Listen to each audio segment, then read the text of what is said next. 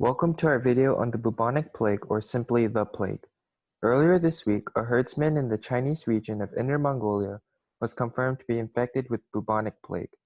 The Bayanauer City Health Commission said the plague was diagnosed in the herdsman on Sunday, and he was in stable condition, undergoing treatment at a hospital. The commission also issued a third-level alert, the second lowest in a four-level system, warning people against hunting, eating, or transporting potentially infected animals, particularly marmots, and to report any dead or diseased rodents. The city government said it had put in place plague prevention measures that would remain in force for the rest of the year. Bayanauer authorities warned the public to report findings of dead or sick marmots, the type of large ground squirrel that is eaten in some parts of China and the neighboring country Mongolia, and which have historically caused plague outbreaks in the region. The Black Death is caused by bacteria and transmitted through flea bites and infected animals. This killed a total of estimated 50 million people in Europe during the Black Death pandemic in the Middle Ages of 1347 and 1351. Does this mean there will be another version of the Black Death in 2020? Next, we talk more about the causes of the Black Death and its fatality rate, which makes it so deadly in the Middle Ages. First, it is caused by the Yersinia pestis bacterium and is transmitted by fleas that become infected by rodents. In Inner Mongolia, the hosts are often marmots that live in rural areas. Marmots are relatively large ground squirrels in the genus Marmota, with 15 species living in Asia. The marmot is believed to have caused the 1911 pneumonic plague epidemic, which killed about 63,000 people in northeast China. It was hunted for its fur, which soared in popularity among international traders.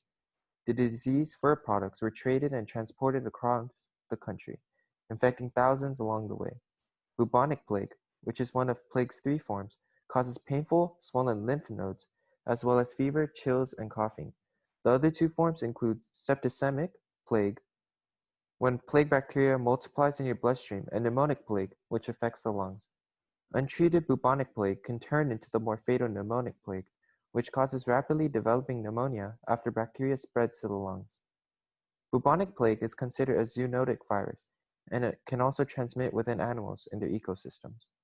Ways for transmission for humans can be from the contamination by the bite of infected fleas, through direct contact with infected materials, or by inhalation. In addition, plague can be a very severe disease in people, particularly in its septicemic and pneumonic forms, with a case fatality ratio of 30 to 100% if left untreated. Lastly, we focus on treatment and whether to explain if the situation right now is concerning or not. Although the plague has been responsible for widespread pandemics throughout history, including the so-called Black Death that caused over 50 million deaths in Europe during the 14th century, today it can be easily treated with antibiotics and the use of standard preventative measures. As long as health workers avoid direct contact with infected tissues, such as buboes, or close exposure to patients with pneumonic plague, they can help stop the rate of transmission. As of now, the case is of concern locally within Inner Mongolia. With this being said, it is not going to become a global threat like we have seen with COVID-19.